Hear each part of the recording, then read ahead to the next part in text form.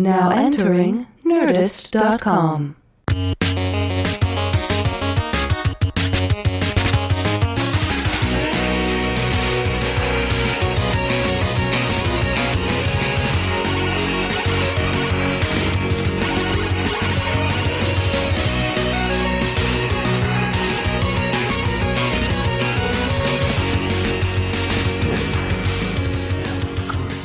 We are? Yeah.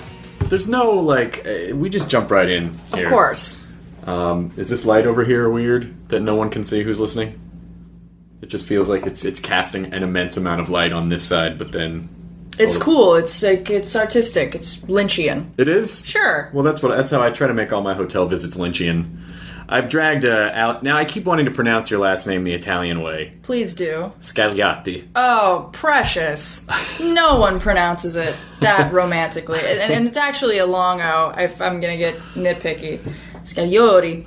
But, yes, correct. That's nice. The G is silent. That's kind of... that's the catchphrase I'm trying to enact. The G is silent? It's actually on the back of the business cards I just had made. Is that going to be your album cover when you do the album? Maybe. When you open for Hole? When I open for Hole. You're going to see Hole tonight. I'm going to see Courtney Love live! That's amazing. And the great thing about seeing Courtney Love live is you don't even have to see her play music. She is just entertaining if you just see her live. Exactly. Well, and that's why I'm going. I'm going for the freak show. I mean, it's 50-50, right? It can either be a really entertaining train wreck, or it can be a terrifying train wreck. Either way, whatever kind of train wreck it's going to be, it's going to be amazing. I'm so excited. I know I told you the story the other night, but there weren't a lot of podcast listeners. But when I worked at the MTV Video Music Awards one year and I saw her rehearse with Hole, she wanted to just start rehearsing, but they hadn't hooked everything up yet. And so they were trying as fast as they could, but she would count off. This was her way of trying to get them to work faster. She'd go, 1, 2, 3, 4, and there wouldn't be any sound. I am so pumped. She got a little bit of, I think it was... and the sky was made with... Ooh, Violet. It was Violet. Oof. And so she got the first couple notes out and no sound, of course. They were hooking it up. And she goes, 1, 2, 3, fucking 4! And then Eric Erlandson was like, Courtney, they're trying to hook this up. Like, he was very sweet. Like, clearly, he was like an abused wife, or almost like he was going, she's really very nice, you guys. And then she turns to him like it's his fault, and she goes, shut up, Eric, you can't even play guitar. It was mind-blowing. I'm in love. Yeah, it was mind-blowing. I'm just waiting for more classic quotes I can tuck into my scrapbook and cherish forever. I'm sure you saw the Nick Broomfield thing, right? Did you see the Kurt and Courtney documentary? I haven't. He basically tries to... My impression of it was that, he kind of tries to imply that she might have been involved in... That it was not a suicide, it was a murder. I mean, he basically... Ooh, touchy. Just kind of like, well, this wasn't investigated, and this one... But, he goes back and talks to her family and pulls out this timeline that she wrote when she was young. I know about the timeline. The deadlines for acquiring either a rock and roll husband or becoming a rock and roll the people that she was going to meet and having a swimming pool by a certain Oscar nominated, like that kind of craziness. Sure. So all I'm saying, people, is if lists can work for Courtney Love, I call it ambition. There's a little bit of ambition. I don't have a timeline necessarily, but I do have a list. Let's write a book called Skank Ambition, and it's going to be all about... I can write the introduction for Skank Ambition. I'm writing an introduction pretty soon, actually. What are you writing it for? Well, the good people over at Comics on Comics have... I love those guys! They mobilized a street team for me. Good old Sax Carr has had t-shirts made. Allison Skagg to play Cassie Hack in the adaptation of Hack Slash. Oh, that's fantastic. So, by way of this man's benevolence, I've gotten in touch with Tim Seeley. I know Tim. Really? Super nice guy. Oh my god, mutual friend jam. That's fantastic. And he's asked me to write the intro for my first Maniac. So I have a couple months to do it, and that is fantastic. I'm really excited. Now, listen. Not only are you a very pretty lady, you are also, because I'm 70. But You are crazy smart. Crazy smart. Thank you. So what's I don't know. I'm not familiar with your background before. Oh, by the way, Allison is on Warehouse 13. For anyone. Yeah, it begs mention.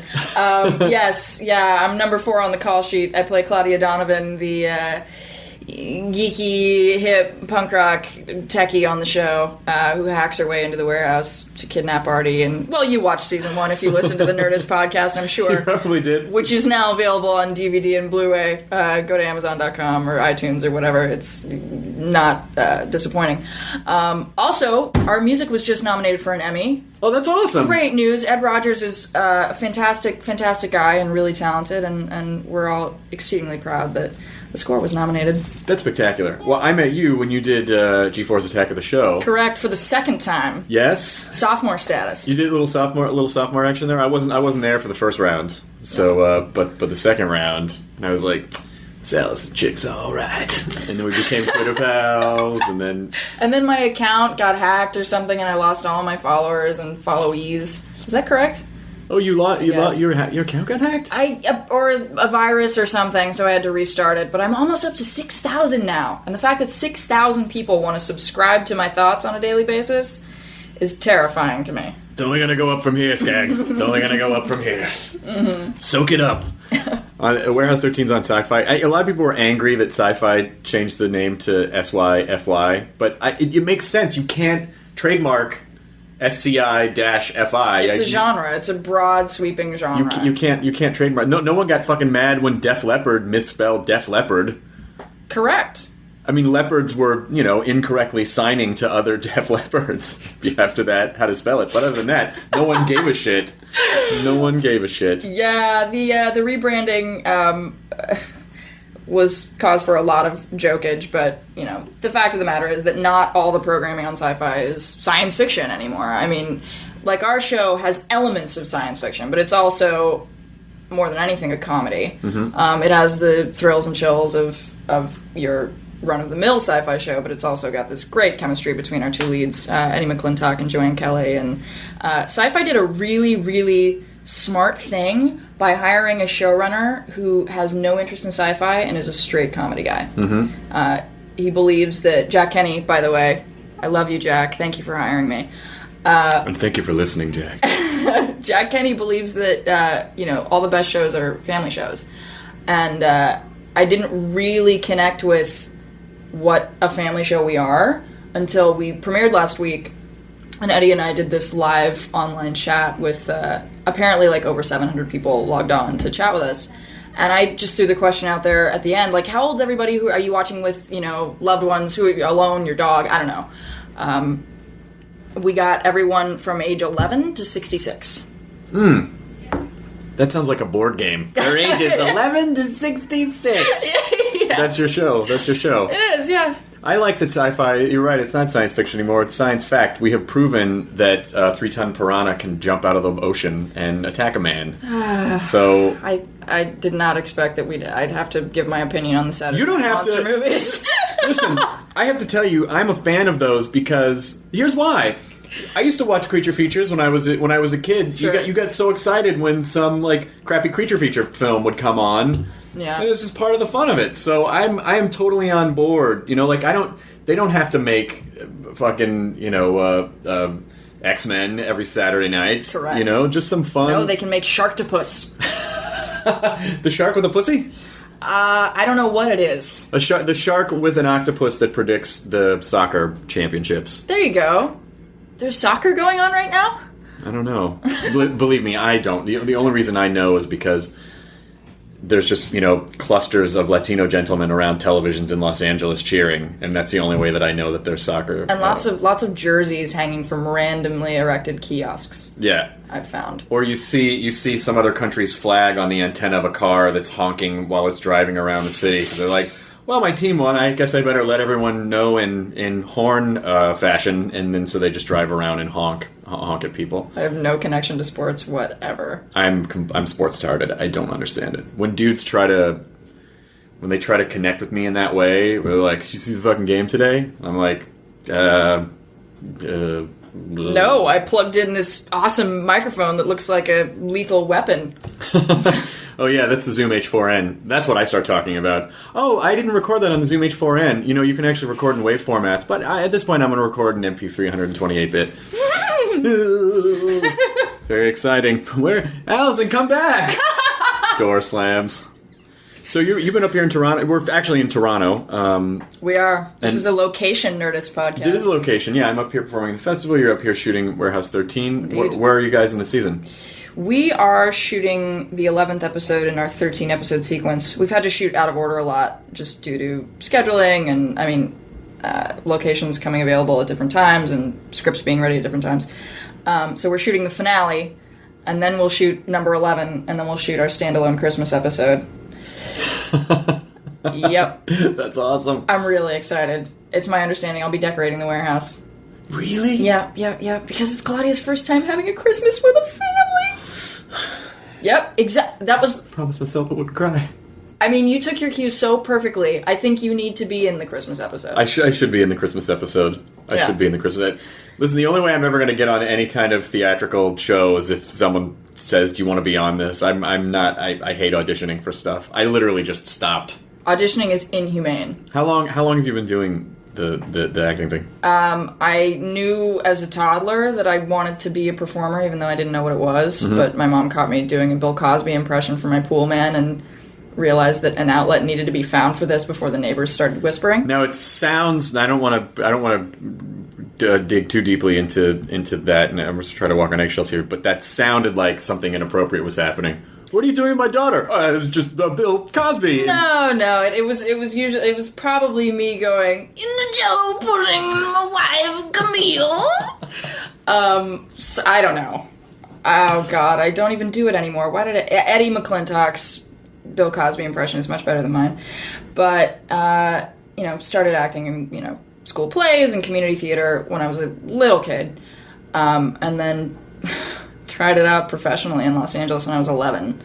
So I've grown up reading breakdowns and thinking in stereotypes. Let me All right, so that's my friend over there. She's smart, funny, but with an edge. Yep, correct. And also devastatingly attractive. Correct. I feel like a good storyline for Warehouse 13 is you go on to some covert government website that is hidden with a Bill Cosby video, and something happens and it fries your brain and you think you're Bill Cosby for most of the episode. And then you could do your... I was just here in the warehouse and the building device... And then the other part of it is you don't understand computers. Like, because you think you're Bill Cosby. Sure. And he doesn't understand computers. He understands pudding. He sure does. So you always try to bring it back to pudding. Every time. Well, the computer won't work. Have we tried some pudding? Worst Bill Cosby impression I've ever heard. It's really good, actually. I dig you, Hardwick, but really, really bad. Well, I guess I could understand that. Oh, wait, it's just getting worse. Now it's a cowboy from Dallas all of a sudden. Yep. Well, Bill spent some time down south, and you know how you just absorb the accent of wherever you are. Now, see, you were just doing a very superficial Bill Cosby accent. I was actually delving into some very deep character work with geography. You went method with it. Yeah. I'm impressed. Yeah. I'm impressed. I went really method with a role in a TV show called Mental a while ago, playing a girl who was born a boy and at the top of the episode tries to commit suicide. I'm not going to go mental on something like that. Or rather, I'm not going to go method on something. That was a Freudian slip. I meant to say I'm not going to go method, and I said I'm not going to go mental. So I just revealed that I went seriously mental. What do you are you an actor who are you one of those, you're not one of those people who are like, you have to call me my character name? No. You can just turn it on and off. Yeah, I mean, it depends on the situation. If I've got a scene where I need to get to some deep emotion, I'll have my quiet time in the corner of the set to get myself into whatever place I need to be. Mm-hmm. But when a scene is banter between myself and Saul Rubinek, who plays Artie, that's just us. Mm-hmm. I mean, they can kind of roll whenever.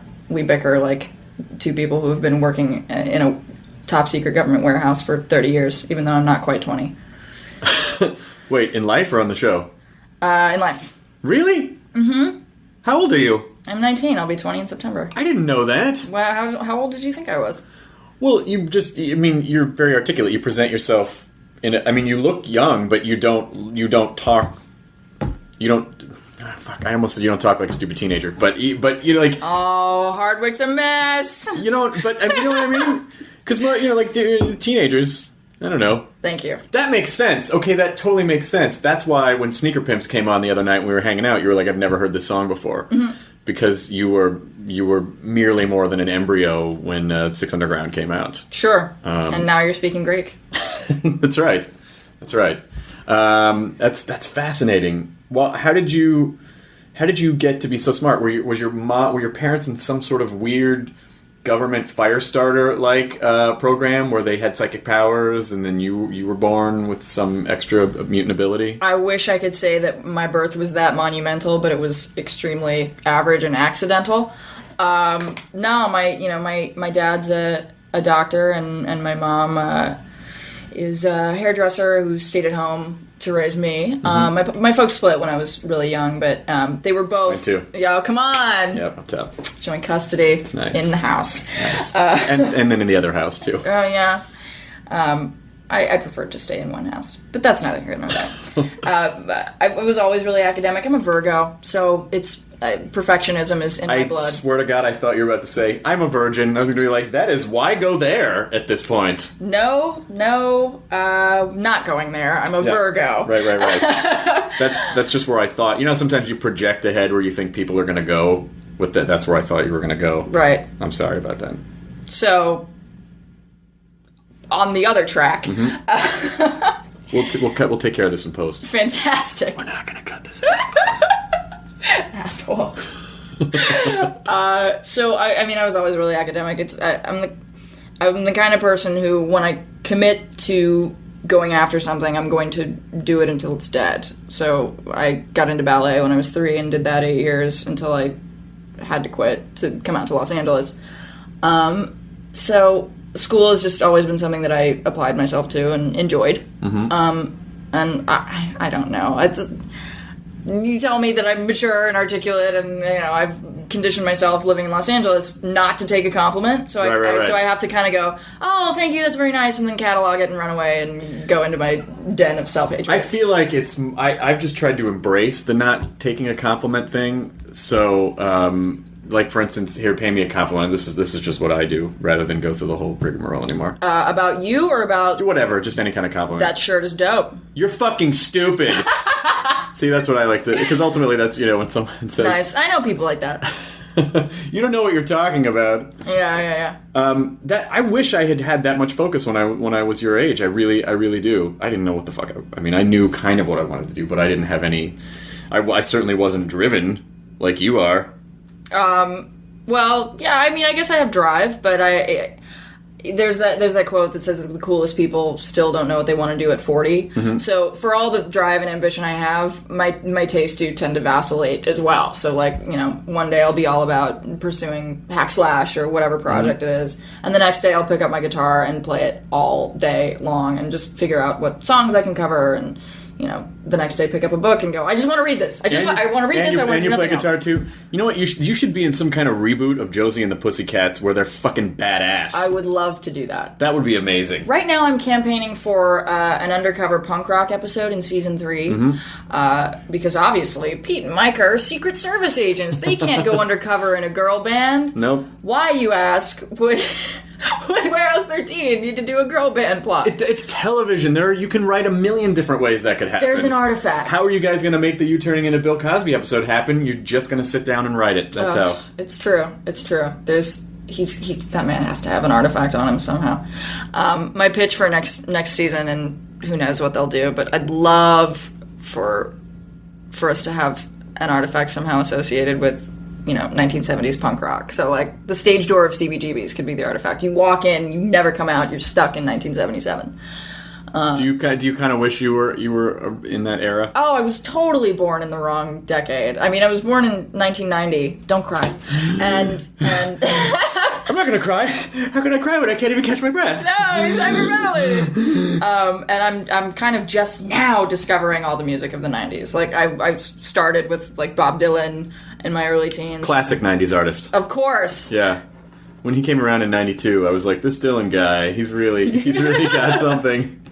Oh, you gotta get the really early stuff. What? The Who and Pink Floyd. It'd be funny if you were like, yeah, so when I discovered Dylan in the 90s, I was like, wow, this Jacob Dylan's really great. Oh, you're talking about the Wallflowers. Yeah, because I asked you, wait, you said you just bought a bunch of music the other day. Mm-hmm. What'd you buy? I'm on a 90s kick. I bought Nirvana Unplugged in New York. Fantastic album. I bought... This is off our first record. Most people don't know it. I bought Holes, Pretty on the Inside, and Well, she's pretty somewhere. Oh, God. What? And Holes, or Courtney Loves America's Sweetheart solo album, which I hear is, like, unlistenable, but I can't wait. And the new Born Ruffians, because I love me some indie rock. I'm not familiar with that band. Born Ruffians? Well, they're Toronto natives. You should check them out. I will. Yeah. Are they, it's just indie rock? Yeah, I think they're Paper Bag Records or something. All right. Something local. I'll check it out. Yeah, great. I'll check it out on the World Wide Webs. Yeah. What other music do you like? That's like asking a librarian what kind of books they like. I tend to like immerse myself in a certain movement. Mm-hmm. So I love late 70s punk rock, but I also love 80s new wave. It's funny now that people, when you ask them what kind of music they like, it's just because people's tastes are so eclectic, they revert to telling you what kind of music they don't like. Yeah. Because then it just means like, well, I don't like contemporary country music, and I'm not a fan of klezmer, but everything else, right? You know, everything else. I hate that. That doesn't tell me anything. It's like what's on your shuffle right now. You're the iPod generation, there, Allison. It's true. I remember a time when we had to go check out reel-to-reels at the library. Right after I asked the librarian what book she liked, she got real mad. And this is not a timeless podcast at all. Like this, a few years from now, this is going to be so 2010. Oh, who knows if podcasting will even be a thing in a few years. Podcasting? What's that? Yeah, exactly. Like what's a tape deck? What's Losers. This ancient relic you speak of? Now we just do brain stabs. Well, brain stab is where you basically just shove it into your ear and then you just absorb all the information all at once. Very similar to the Matrix. Sure. How Neo learned kung fu. Awesome. Yeah. I'm kind of frightened of the day that arrives. I'm sure it's coming. I mean, it's interesting because it's rare that I talk to someone that has no concept what life was like before the internet. You really don't. It was there when you were, I mean, I got my first AOL account in 1994. Wow. So back then, you were, I think, probably in your first year of college, back when you were 3. Yeah. on your way to world domination. Oh, one day. Yeah. No, I was taking my Mensa exams in summer of '94. Oh, not true. I've never been to Mensa. Really? No. You're too fucking smart for them. You can tell. What are you gonna do? So how much longer are you shooting? We're here until the show wraps in the first week of August, but I've got a whole whack of days off this month, so I'm going to go back to LA and veg out by the pool. Because, there was a 2-week hiatus built into this, 5.5-month shooting schedule we had, mm-hmm. But while everyone else took a vacation, they sent me over to Vancouver to do Eureka, because our shows are crossing over this year. Interesting. So, lots of fun, but no vacation for little Skags. So you're young, you got tons of energy. What do you need a vacation for? It's true. I do have tons of energy. I'm afraid that my mind might short out pretty soon, but just lots of ginseng will help that. Listen, you know what? You're so young, in fact, that you could short out for 5 years. You'd still be 24 by the end of it and have fuckloads of time to complete anything you wanted to complete. You have time for you right now is... It's basically just a gift basket. You can just fucking go through everything and I'm not gonna eat these crostini. I don't need this. I'll just throw this shit out. That's what time is like for you right now. It's basically just an endless basket of abundance. Wow, that's very inspiring, and I may have to write that down. An endless basket of abundance. I think cornucopia, as it were. It was redundant, but that's okay. Yeah. I like repeating the same words. Redundant, and so You mean you're human? No. Join the club. No. You're not human. Trust me. You're some kind of fembot. Not true. From the not-too-distant future. You're some kind of fembot from RoboCop's Detroit. I am an android. Warehouse issue. Protocol. Punky Brewster android. Punky Brewster android. Yeah. Listen, not to be gross, but you've just given a masturbatory fantasy to half of our listenership. If you say Punky Brewster android. Fantastic. Because that's who I am. That's really what Small Wonder was really Punky Brewster android. Okay. Did you ever see Small Wonder? I didn't, but I remember being maybe 9, walking through a Blockbuster and seeing the cover of it and running away. Yeah. And picking up, like, I don't know, The Little Mermaid or something. It was a television series. Okay. It was like an awesome syndicated series where this family had an effeminate son, and so the father, as a robot designer, built a female robot, I think, to try to pull the son back into heterosexuality. I mean, I'm adding a lot of this subtext. This was a series? I'm adding a lot of the subtext in. Okay. Really, it was just a family who built a little girl robot, but I added a bunch of that stuff in. For their son to play with. That's right, but he still didn't know what to do. And in the end, she worked him hard in the final episode. Yeah. And then the show was canceled. What a tragedy. What a loss for pop culture. Were there any Small Wonder lunchboxes? There must have been Small Wonder lunchboxes. Okay, that's my next eBay purchase. Small Wonder lunchbox? I think I need a Small Wonder lunchbox. I'm sure there's one out there. I'm sure someone will send you one. Someone will bring you a Small Wonder lunchbox when you're at San Diego Comic-Con. Oh, man. Comic-Con. Yeah. I can't wait. I'm a little bit terrified. You must have been. I went last year, but it was a totally different experience because I hadn't joined the cast yet. I mean, we had been shooting, but my first episode hadn't aired. We screened it there, so I was able to, like, walk around on the floor and buy stuff from my nerd friends and have a normal person at Comic-Con experience. Now that our show has become the number 1 on Sci-Fi, and we had a 13% rise in viewership. That was success knocking. Yeah. Are you that answer? I don't know that I'll be able to walk around the floor without some kind of disguise. My pitch for a disguise was, last year, every girl I saw was in a Slave Leia costume. Mm-hmm. So do you think, correct me if I'm wrong, if I do the Slave Leia thing, I can maybe get out on the floor on Friday afternoon, like 4 o'clock? I would say you... I would say... And not be pestered. If you walk through... If you, Allison, walks through San Diego Comic-Con dressed as Slave Leia, you'll be lucky if you're not pregnant by the time you get to the other side of the floor. So I may not suggest that. Fair enough. You just go put on a radiation suit. Got it. Put on a radiation suit. Full on hazmat. Yeah, put on a hazmat suit from Back to the Future. Marty, yeah, you need to cover up as much as possible if you want to get through that floor. Fair enough. Because because Comic-Con, the nerds are like zombies, and once one of them recognizes you, there's this sort of like weird collective conscious thing that happens, and then you'll just see other heads start to swivel and turn, and then they'll descend upon you. They're all on the same mental network, aren't they? Yeah. So they when one guy starts to get the pit sweat, they all start with the pit sweat. I love it. I think it's so much fun. I mean, there's a certain point when you're kind of being like jammed in between people. Sure, crowds aren't fun, but yeah, I love Comic-Con too. Crowds are not fun, but for the most part, most of the people at Comic-Con are so nice and sweet, and they're a lot of them are damaged inside like we are, so everyone's first reaction is just to apologize. Like, oh my God, I'm sorry.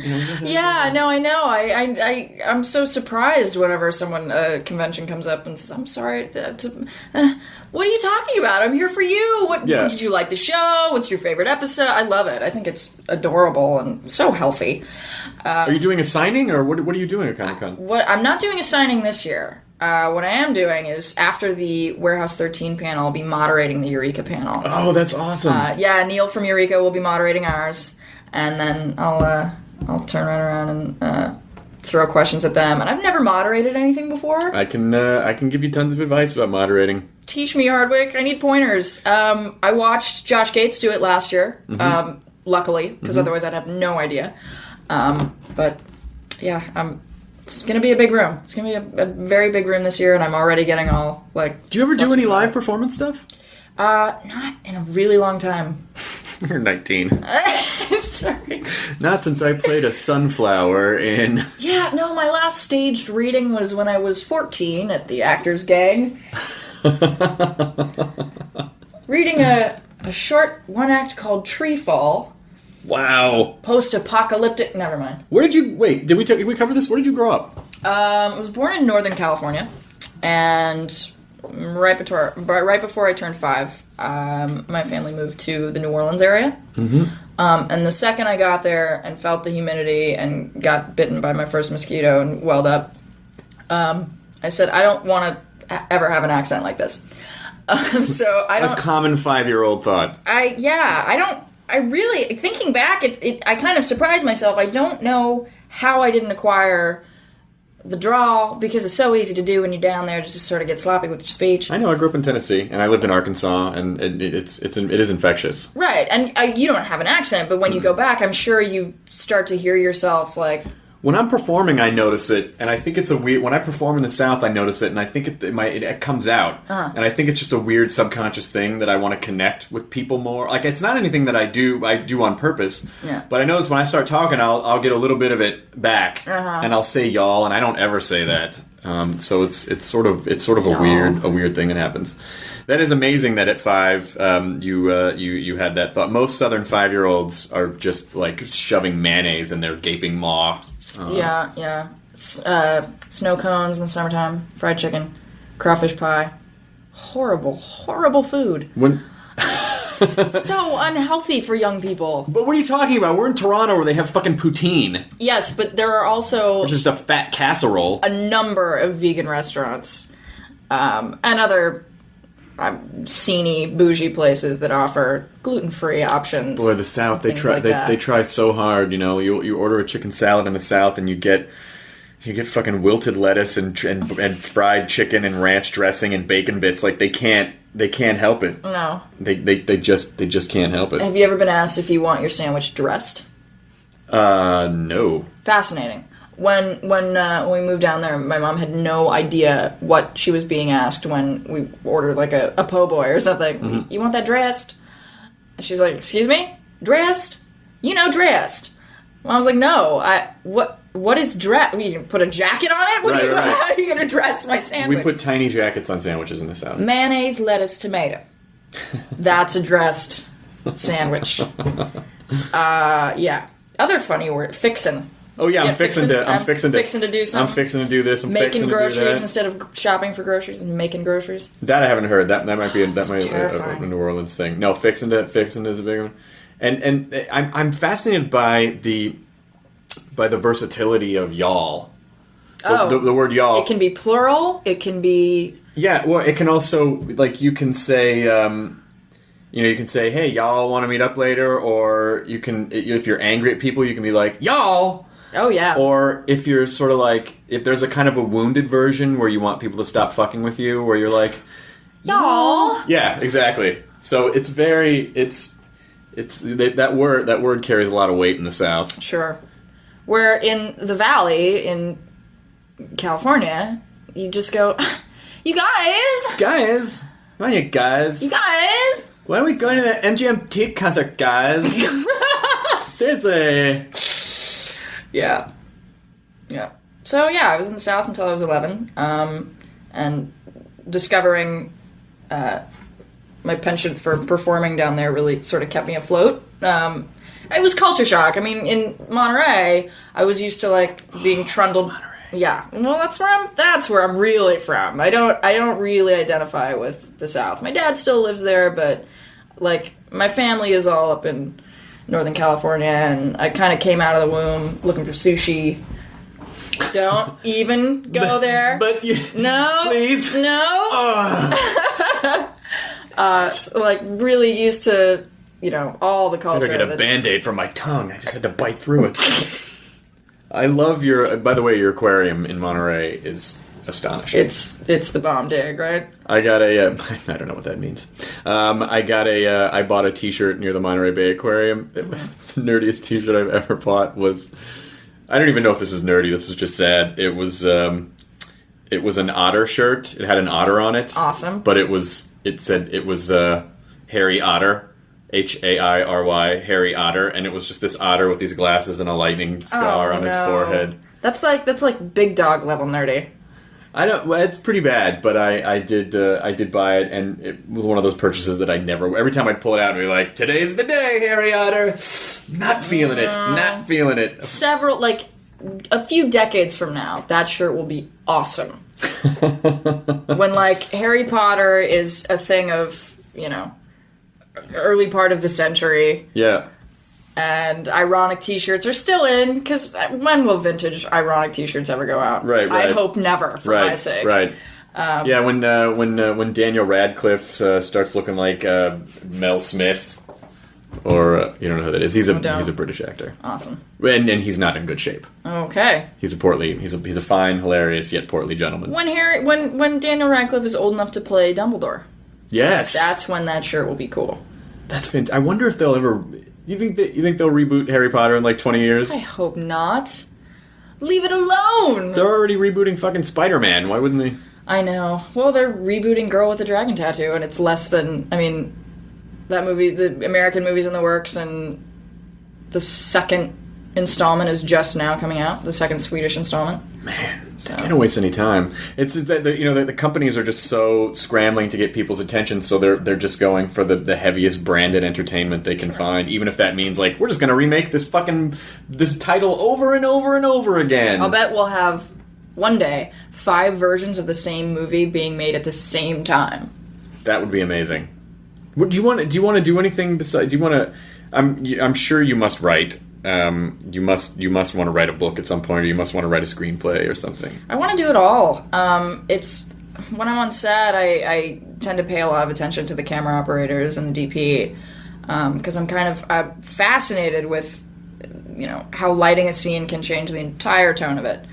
And we shoot with red cameras, which are, when they malfunction, which is often. We call it a red moment. But shooting on a hard drive means you can just shoot and shoot and shoot and shoot and shoot, because there's sort of endless storage, and it's not nearly as expensive as film to acquire or to turn around. Back in my day, film was what we used in cameras, and it was in limited supply. Indeed. And you could only get like a take. Yeah. You're like, well, we're out of film now. Yeah. Back when you actually rehearsed. Yeah, but you kids now, you just have everything in ones and zeros. It's true. But yeah, I want to learn how to do everything. I want to get to the point where I can, where if I find a book or a short story or something that I think would be a great vehicle for me, I want to develop it. Like, I want to either adapt it or produce it or get to the point where I'm directing at some point. I've befriended the camera department enough that I think they'll let me operate a camera on second unit in season 3. Maybe. Really? Maybe. That's pretty snazzy. I'm hoping. This is fascinating. So, what's your do you have a Courtney Love written plan down somewhere? Like, I'm so fascinated to know what your process is. God, I try to stay busy as much as possible. I don't have the Courtney Love timeline, which is maybe what scares me.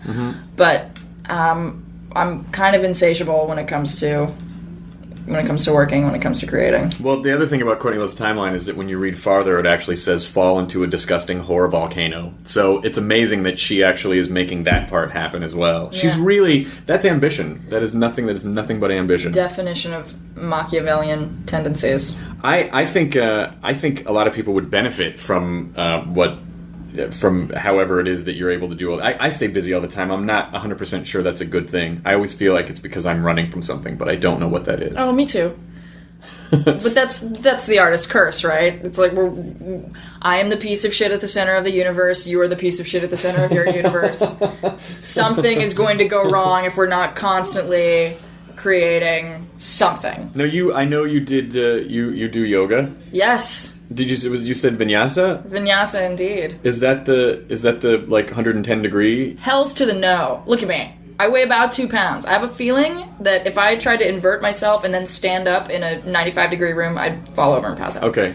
No, I have not tried hot yoga because I'm afraid of it. And I also don't like to sweat. Yeah. But in this humidity, it's kind of hard not to. So I think part of the reason why we stay really busy is because maybe we don't want to be left alone with our thoughts. Yes. We just don't want the... Such bad news. Because if you're focusing on external things so much, you can keep the forces from turning inward. The voices don't talk to me when I'm playing a character. No, that's her talking. That's the character talking. It's not me. And then if I'm not practicing guitar, I hear the voices. I don't want to hear the voices. So how's yoga been for you? It's been great. It's I'm pretty flexible, so that's the easy part. Yeah. What was What? that? Nothing. What are you talking about? Yeah, no, I like a few classes back, I surprised myself and like sprang up into the air with my toe hooked in my hand, and I was like, standing side split, whatever the hell it's called. I did not know I could do that, but it's not easy. Like I think, having done ballet for 8 years, my balance is pretty good. I'm pretty flexible, but you try holding the airplane pose for a minute and a half, or a shoulder stand for 2 minutes. No, I've done yoga before. It is hard because you don't. Yeah, exactly. You're not. There's a certain. I mean, your body, your muscles have to function to keep you in that position. Yeah, and it fucking hurts. Yes, after a while, it burns, and it hurts a lot more when you're not 19. It hurts a lot more when you get a little older. I'm 22. Yes, of course. Yeah. Well, that's why I'm doing it now, so that when I get to the ripe old age of 22, I'm not limping over to Starbucks. I gotta tell you something. I think you're gonna be all right, Allison. I think you're gonna be a-okay. I try really hard. I just try. Listen, it's not great now, but it's gonna get better. Like, what did that mean? Yeah. Do you do that thing where do you hyperanalyze everything? Oh, of to course. Death? Well, this person said this, so I said this, so that must mean. Do you do apology texts afterwards where you write and go, well, remember how I said that thing and I didn't mean that thing and I hope that didn't offend you, and the other person is like, well, I'm too busy thinking about myself. I don't remember what you were talking about. I don't do the apology text because I'm so terrified of seeming uncool, which I realize is really uncool. But yes, I do this super analyzing thing, and the perfect example of that was when we were back on season 2. It was the first episode. It was like the first scene that Saul and I were shooting back from the hiatus, and it was this sort of sentimental scene where he really connects with me, like as a father figure, and I get a little emotional. It's a cute scene, and afterwards he said it's like falling off a log, isn't it? And I kind of half smiled, and I went, what does that mean? What does that mean? Falling off a log, that's painful, that's mindless. There's nothing positive about falling off a log. And I think he saw the sort of bafflement and sadness on my face. He went, that's a good thing, Allison. Falling off a log is easy. It's easy. Yeah. I went, oh, sorry. I never heard that expression. You've never heard falling off a log? I'm 19, Saul. Oh, go do your yoga. Boy, you just reminded me of it. You just reminded me of an amazing story that I saw 2 Christmases ago. I was at a Christmas party, and this isn't me just talking about myself. This ties into what you just said. Okay. I was at a Christmas party, and there was like a 3-year-old at the party. And it was at this guy's place who was a trainer, so he had some exercise equipment out. And there was a medicine ball. And so the little boy, the 3-year-old boy, went to pick up this medicine ball, and he went to hoist it up, but of course it's a medicine ball, so it's very heavy. Mm-hmm.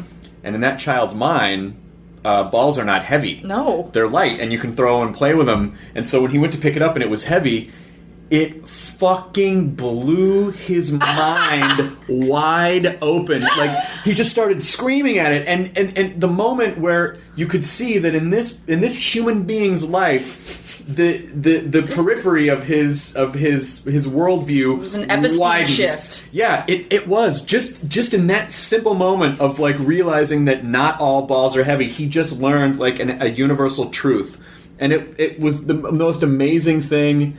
I laughed, of course, but the bubble was burst. But the bubble was burst. God damn it, balls are sometimes heavy. When he gets a little older, his balls will be heavy. And that's preparing us for that day. Indeed. They used to be buoyant. Now I have to Velcro them. What are we talking about now? I don't know. What are you talking about? That's amazing. So what are you going to do once you're done with Warehouse 13? Post Warehouse 13. I'm going to hit the pavement again. I'm moving to New York in the fall because I'm ready for a change in Metropolis. Yeah. I've been in LA. Toronto's not dirty enough for you. Toronto's not dirty enough, and LA it's too car-centric. Yep. I want to be in a city where I can hop on a subway, like Toronto, only bigger.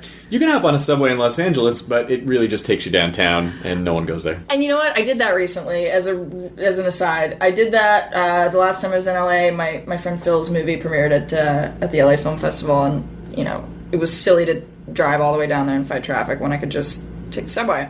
And on the way back, I'd gotten on the wrong train, so I had to go back and change. And as I'm waiting to get onto the right train, there's this guy who just looked like a dirty hippie from Venice. Like, really attractive dude, though. Was it Sean Penn?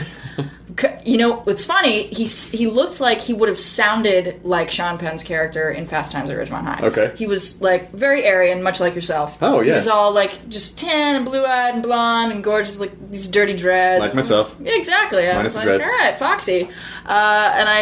So I got on the train, and he swooped right in after me with his personal grocery cart with a comforter in it. And I just kind of sat there, and, I'm in a short dress, feeling uncomfortable, and the voice that came out of him was so wrong for this individual. He said, "Let me ask you a question, my friend. Have you ever smoked crack?" And I just looked at him for long enough to grasp that was the sound that this face made. Yeah. And said, no. And he nodded. It's easier than falling off a log. And then he opened his mouth again and said, "Let me ask you a question, my friend. Have you ever smoked crack?" I looked at him again. I said, "No." And then he did it a third time. I know you love redundancy. We've already covered that. He did it a third time. And I kept, the only reason I kept sitting there was because I thought that each time he'd ask me a different drug. Maybe he'd say smack, or maybe he'd say dope. But he didn't. He said crack all three times. And the third time I just looked at him and smiled. And he smiled back, and I thought, there's a person in there. I can see Jeff Spicoli or whoever you are. And then the train stopped, and I went, oh, I have to change trains. And I got out, and I got into a different car, because I was not sure of where that was heading. See, I would avoid crack just for the squeaky voice side effect. Yeah. Maybe he thought crack was like Bloody Mary. Like, if you say it 3 times, it just appears. Yeah. And then you get to take crack. Right. I mean, I don't know where he thought I had it. My dress was it was tight-fitting and short. There was no place to put my crack pipe. There's no... Well... I guess there was one place. I mean... But that's not sanitary. Really want to be... No, I don't carry it there. Have you ever, I actually, when I was just out of college, I was going to go to this party, and this girl... I was talking to this girl, and she was like, yeah, and she mentioned there was going to be crack at the party, but it was so casually thrown into everything else, she might as well have said, corn chips. But she was like, yeah, it's going to be a fun party, there's going to be there's going to be vodka and beer, there's going to be some pot, crack, wine. It was like, what? Really blasé. What? Yeah, really just threw it in with everything else. It reminds me of Boogie Nights, when that tiny, tiny little anorexic thing gets out of the limo with, oh, yeah. And she's, pardon me, do you have any Coke at this party? And Burt Reynolds is like, oh, it's no bigger than a minute, are you? Shy as a butterfly. Oh, I love Boogie Nights. It's a good movie. Yeah. Anyway, so after Warehouse 13, I'm going to move to New York and hit the pavement there. That's nice. But I do want to say one thing about downtown LA. Which is, a lot of people don't go there, but it is a very cool part of Los Angeles. There's actually a tremendous amount of culture there. Sure. Lots of museums, lots of crackheads. What were you doing when you were going down there? My friend Phil Flores just premiered his movie The Wheeler Boys at the Los Angeles Film Festival. And it was awesome. Yeah? Really, really proud of my friend. I've known him for several years. I met him when he was going to USC for film, and he got this movie made by way of a contest sponsored by Film Independent and Netflix, and went through this whole rigmarole to get it. I mean, submitted his screenplay that he'd adapted from a short story, and produced a trailer for consideration with 9 other trailers, and his one, and his movie is spectacular. Is it available anywhere? I believe you can stream it on Netflix, although I may be wrong. But I think they're making the festival rounds right now. But yeah, there you go, Phil. I just promoted your movie again. And where's my name on the special thanks? Nowhere. What an ungrateful fuck. Phil. What a piece of human feces. For all the concerts I've taken you to. God. And she's known you for years, like, after she wrote her second screenplay at 9, Phil, and it's like, this friendship is just not really when I was still in high school, like 2 weeks ago. Yeah, exactly. That's amazing. Did you go to regular high school, or did you go to actor school? I went to actor school. I went to this. It was actually started for the academically at risk, but it was independent study. Academically at risk? Like you're gonna hurt academics in some way? Well, we don't want to let them too near academics. Truants and juvenile delinquents and whatnot. So I did independent study through high school so I could audition and work, and so yeah, and then community college after that. And that's still, Now I'm assuming you've seen. I feel like what I want to do is just list. You're because you seem older than you are. I almost feel like you've been frozen in a time, like in some sort of stasis, like some kind of, like you just woke up from a coma or something, and you missed the 80s and you missed all these great movies. So I feel like I want to give you a list of like, you gotta see this, and this, and this, and this, and see what you've already seen. Oh, Did you see Some Kind of Wonderful? Because no, you should have been in that movie. Oh, really? You would have been the Mary Stuart Masterson character. Fantastic. I should probably get out my Moleskine and start writing down all these amazing tips. Moleskine at 19, adorable. Yeah, Some Kind of Wonderful is she's a drummer. Okay. She's a fucking drummer. Well, I don't know how to play the drums yet. Give me 2 weeks. But I'm sure it's coming. Okay, this is Hardwick's. She's really writing this down. Scagliotti. Scagliotti. Ooh. Sounds like an inflammation. There's some slight scagulation, but we're going to lance that and give you some topical, and you'll be all right. All right, so Some Kind of Wonderful. What else? Some Kind of Wonderful. Have you seen the classic dude comedies, the Caddyshacks of the world? I saw Caddyshack years ago, but you can't say years ago. That means it's true. In my early teens was years ago. Yeah. Oh fuck! Now I got to think of some really great '80s flicks. Did you ever see Tapeheads? No. John Cusack. Tapeheads. I'm bullet pointing all of these, by the way. I'll make a spreadsheet when I get home. Yeah, Tapeheads is really great. Let's see, what else is really awesome from the '80s? Raising Arizona. Raising Arizona. You haven't seen that? No. It'll literally be It'll be your new favorite movie. It's the Coen Brothers. I love the Coen Brothers. It was like if you watch Blood Simple or any of their earlier stuff, like I feel like Raising Arizona was the first kind of movie where you watched them kind of spread their wings and just fuck shit up. That movie was so amazing. Nice. This is so much fun. I wasn't prepared to think of a list. Okay. Why don't we start you there? All right, very good. 3 is good. That's 5 to 6 hours of entertainment there. I will take my list to Queen Video later this afternoon, and anyone who's listening can follow Allison Skag with 2 L's on Twitter, and you can just give her recommendations of. I'm gonna write you a comprehensive list of stuff that you should see. I'm glad. So I get something out of this deal. Yeah, exactly. What the fuck is that supposed to mean? You invite a 19-year-old girl up to your hotel room and under the auspice of recording something, and this is the shit you get. I wish I had any of these movies here. I don't even think I can stream. You can't stream movies in the hotel. The wireless internet's not that good. It's horrible. Yeah, it's unacceptable. It's a combination of them not having a robust network and then a bunch of people tugging on it at the same time. I could bore you to tears. Well, as someone who does not remember a reality without the internet, I don't appreciate it. You don't appreciate the internet? I don't appreciate the lack of robustness in hotel Wi-Fi. I'm surprised actually that just setting up better networks everywhere. I would have thought by 2010 there would just be global Wi-Fi, right? Public networks. And we all have brain cancer. Well, there's no. They haven't made that link. Not yet. When you go to medical school and get your degree, then you can prove that. Yes. So what are you going to do when you're in New York? Everything. everything that New York has to offer. Except for the bars, because you're 19. I know. Can you believe it? Drinking age in Canada is 19. Oh, yeah? And in the States, it's 21. It's hilarious. I'm not much of a drinker. I'm not a drinker. What did I just say? No. Anyway. Listen, no one listening ever drank before they were 21 in the States.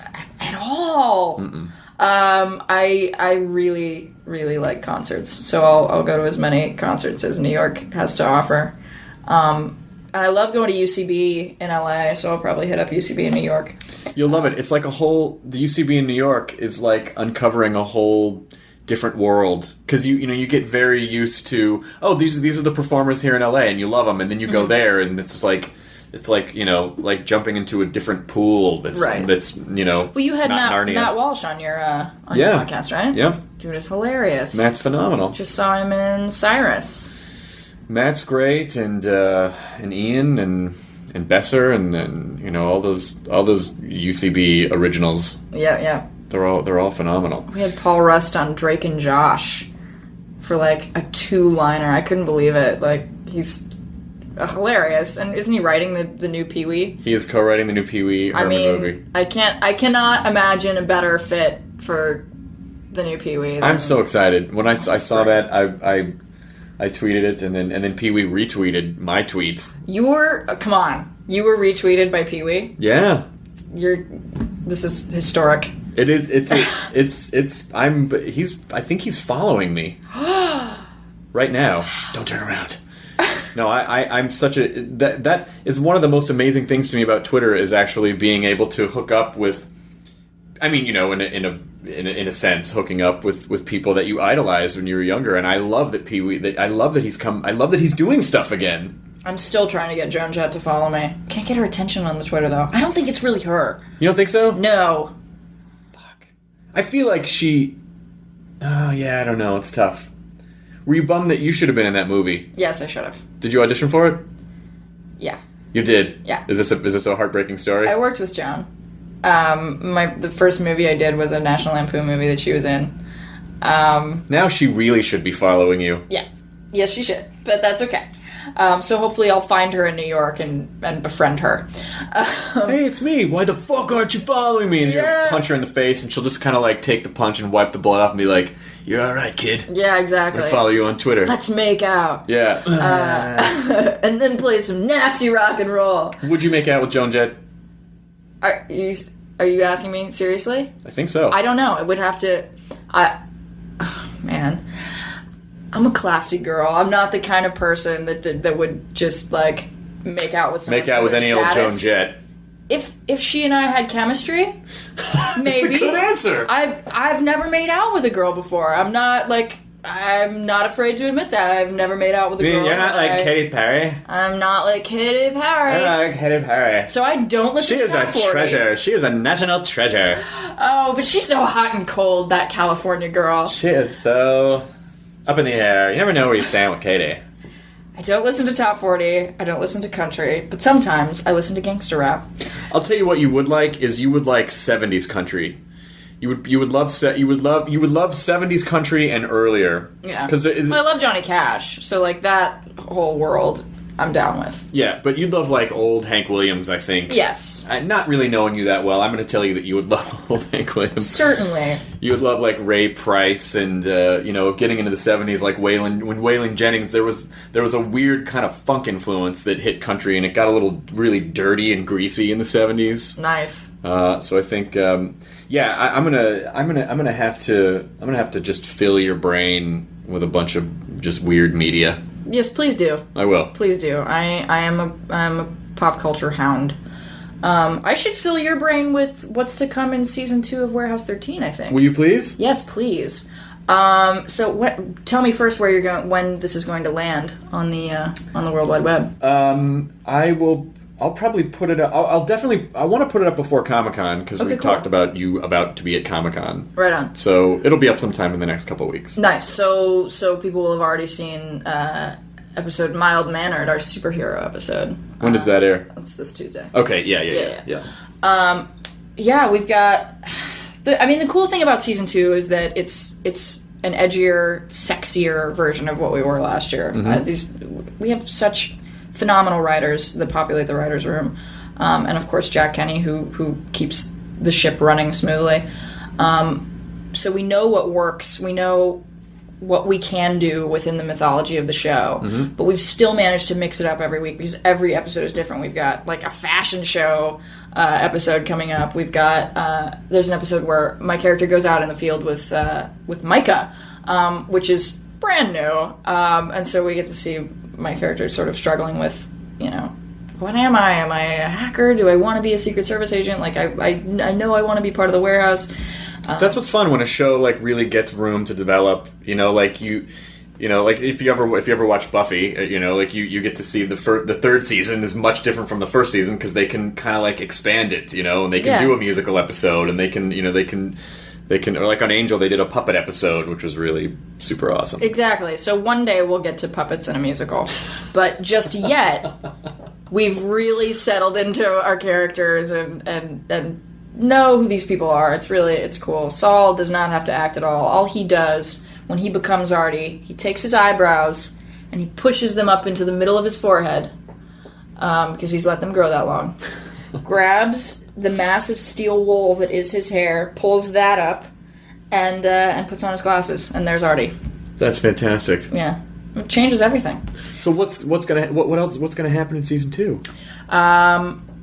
Fargo from Eureka comes to visit the warehouse. Interesting. Sparks fly between Fargo and Claudia. Uh-oh. But the problem is that Claudia's already met Todd, mysterious young lad who lives in Unnaville, the town that houses the warehouse. Now, is he a vampire or a werewolf? Neither. Oh, well, I'm not interested then. I only like teen dramas with vampires and werewolves. I'll show myself the door. Wait a minute. My good friend Nolan Funk. I kind of got everything that I wanted this season. Mm-hmm. I lobbied for a Eureka crossover, boys to make out with, and at least a couple scenes where I wield a weapon. I got all of that. Well, you should lobby for Joan Jett. I should lobby for Joan Jett. Oh man, I should lobby for a lot of things. Are you should be a lobbyist. Are you someone who like when you get stuff? Or is it more about the process of wanting stuff for you, or when you get it, are you genuinely like, oh, I can relax for a second because I did get that thing I wanted? No. As soon as I get the job or I have something coming up, I have performance anxiety. Like, oh god, I'm so excited to do this now. I hope I don't choke. I had nightmares over the hiatus between season 1 and season 2, where I'd be on set, the cameras were rolling, they slated the scene, yelled action, and I went, I don't know my lines. Oh my god, I have no idea what this scene is. I don't know what I'm saying. I don't know where I am. I'm sorry, I have to stop. And that was like the most... I had it like 4 times over the course of the hiatus. So... But that never happened. No, that never happens. Because I'm compulsive about being prepared. That's fantastic. Yeah. Man, I knew a lot of actor kids when I was growing up, and they all just didn't seem to give a shit about anything. But that's probably a bad example because now they're all really famous. So, listen, your way is going to work as well, though. Hopefully. That's my point. Yeah. So season 2, we've got this crossover, and the crossovers are great. Fargo's reason for being at the warehouse is to update the computer system, which of course has to go awry. But long distance relationships will never work. Fargo's West Coast, Claudia's East Coast, world traveler. Yeah, but story the of my internet. life. The internet, baby. Webcam. FaceTime. That's not... I can't hold a webcam. You can. It's just weird. It's really weird. Yeah. What else? I don't want to give you any spoilers, but there's so much cool stuff. I listened to a little bit of your Ozzy podcast. Oh, you did? Ozzy Osbourne's amp is an artifact. We have it in the warehouse. Along with Jimi Hendrix's guitar, a time machine of sorts. What? It might be a super spoiler, but if that's all I tell you, that's all... Wait. It's fine. Oh my god, my mind is racing. Okay. Well, there you go. Chew on that for a while. I will. What else do we have? We have Man Ray's camera. Oh, that's awesome. Dope. Do they have to get permission from these people before they, like, do they go to the estate of Jimi Hendrix and be like, hey, we want to say that this is guitar, is that okay? Or can you just do that? I think that's public domain. Okay. I think we try to select things that are pretty accessible and not too expensive. Mm-hmm. Last year we had Edgar Allan Poe's pen and notebook, which is my favorite, because anything that you write with that pen manifests. Uh-huh. So my go-to line for that is, if I had this pen, I would write my multi-million-dollar movie contract, and then it would just happen, and I wouldn't have to be as OCD as I am. That's right. You know the way you'd get it, and then you'd still be OCD. Sure. Yeah. The slippery slope with that is I want more Edgar Allan Poe pens, and then there'd be... I wish for infinite wishes. Yes! Yep. Oh, no! You always wish for infinite wishes. That's what you're supposed to wish for. It's true. Do you think you're going to have Chris Hardwick's Singled Out gas station hosting shirt? Singled Out was a show on in the mid-90s when you were very young. Indeed. And I wore sometimes a lot of gas station shirts, as men would do, as young men would do in the mid-90s. Proud of you. I'm sure it's a relic, and I'm sure that it's been imbued with your... Snark. With your snark. Mm-hmm. So it's in the snark section. I'm sure there's got to be like a stand-up comedy section in the warehouse. It's endless. It's like, I feel like the warehouse is a small version of the universe that we live in, and it's just the floor plan is constantly expanding. It's underground, so who knows how far it could go. There are vaults and sectors that we discover in every episode that I didn't know about. So there's kind of endless possibilities with that show. Well, I'm thrilled that you agreed to come do this podcast. We have to give a shout out to our mutual friend JP Manu. Word up, JP, for getting us together up here in Toronto. Yes, so nice. I've known JP forever. He was on your show as well. I met JP when I was 13 on my third pilot. I just realized after we've been talking for an hour that this podcast is going to make me sound like such an overachieving douchebag. No, but that's okay, because I am an overachieving douchebag. It's not at all. Listen, there's a difference between someone who says a lot of stuff because they're trying to sound cool, and you can tell when it's actually an organic part of someone's personality. Yeah. And I think the douchebagginess just comes in when the poser thing is added, which is not you.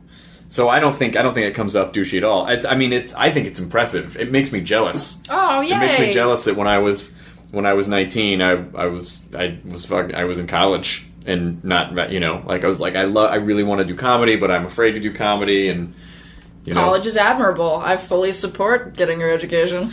Yeah, it's admirable. It is, and it is, of course. But you can educate yourself in very specific ways now that we have the internet and all information available at any given second. I was in a fraternity for like a semester. Ooh. I got out though. Oh, good for you. Yeah. I'm so I didn't rape anyone, so that was good. And how lucky for me. You weren't even born yet. No, it's true. I was merely an inkling. That's right. I wasn't even an inkling. Nope. In my mother's mind. Nope. You were it could have been your dad came home after a hard... You ever think about how you were conceived? Like, no one ever thinks about, like, I try really hard not to think about how I was conceived. You don't know if it was just like let's just get this over with, or, hey, we're in the car and it's sexy, or just like, well, it's sex night. Like, you don't even know what the circumstances were surrounding the conception. I do, though. That's the sad thing. You do? I do. I've just realized we have a little bit more time in the podcast. No! I feel like my dad had been away for a while, and it was like winter. Come here, keep me warm. Winter of 1989. Yeah, it's true. Anyway, so that's why I was born in September. Fantastic. Well, it has been such a pleasure to have you on the podcast, and I hope you had fun. I did. This was the most like random stream of consciousness interview I've ever done, and I'm really glad. That's all it is. Normally it's like, what can you tell us about season 2? Oh. What can we expect out of your character? Which is really great, but like having to repeat the same sort of sound bites over and over gets really old. So yay, Nerdist randomness. Do you have just do you just have like 3 or 4 just regular answers to throw at me? Yeah. The sexy, edgy show, mixing it up every week. Struggle between girlhood and womanhood for Claudia. I got everything I wanted. Those are all bullet pointed in my moleskin. Mm-hmm. I'm serious. That's fantastic.